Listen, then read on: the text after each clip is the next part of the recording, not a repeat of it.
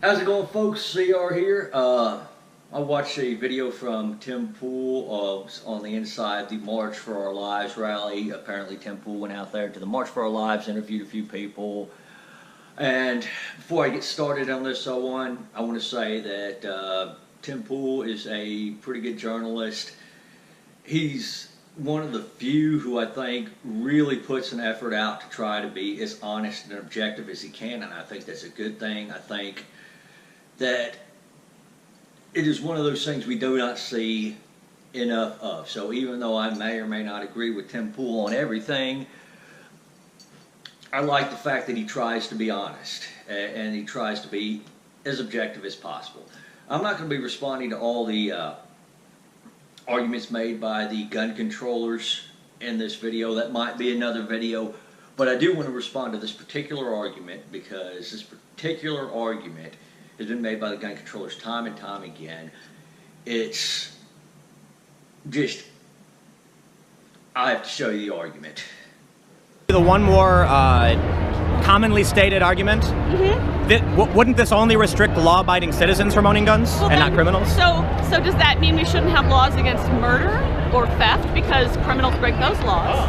It's dishonest. It's a silly, dodgy law. And also actually having these laws, even if it only limits some people or stops some people, some stopping is enough. And we've been doing it all their way for... Unironically, she's saying at a March for Her Life rally that the government has laws against murder. She's acknowledging the government actually does recognize and defend her right to life on this one. But moving on to her actual argument, addressing this. With murder and shoplifting, well, there are tangible crimes done. There's a tangible perpetrator. There's a tangible amount of damages. There's a tangible victim. We have this as part of our justice system. You've, in doing this, violated somebody else's rights, done damages to somebody else. So the reasons are obvious as to why shoplifting and murder is illegal. On the other hand, at the age of 18, Jimmy wants to go in and buy himself his first AR-15 and have his first AR-15. The mere act of that alone does not cause anybody any damage. It does not have any tangible victim. It's not a crime in the same sense that murder and theft are. It's just would be the same mentality. We said, well, we really don't know who Jimmy is. We don't have any evidence to suspect he's going to come into our store and shoplift, but we're going to keep him out of the store anyway, you know, for reasons. You know, because he might somehow commit a crime in the future. Is that a society we really want to live in, to where we try to punish people for future crimes we really don't have any evidence that they're going to commit?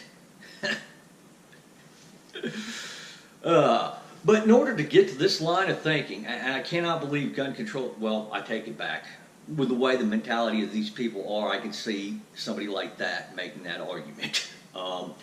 But the line of thinking you have to make to come to that argument is deeply flawed. You have to think at least one of these three things. One, somehow murder, theft are okay, you know, as long as the right people are doing it. You know. The second one, you know, is, well, maybe you think that, well, owning one of these things is just a horrible, evil sin, and that you're an evil person for owning one of these things, and that she wants big government to come in and force her morals on everybody else.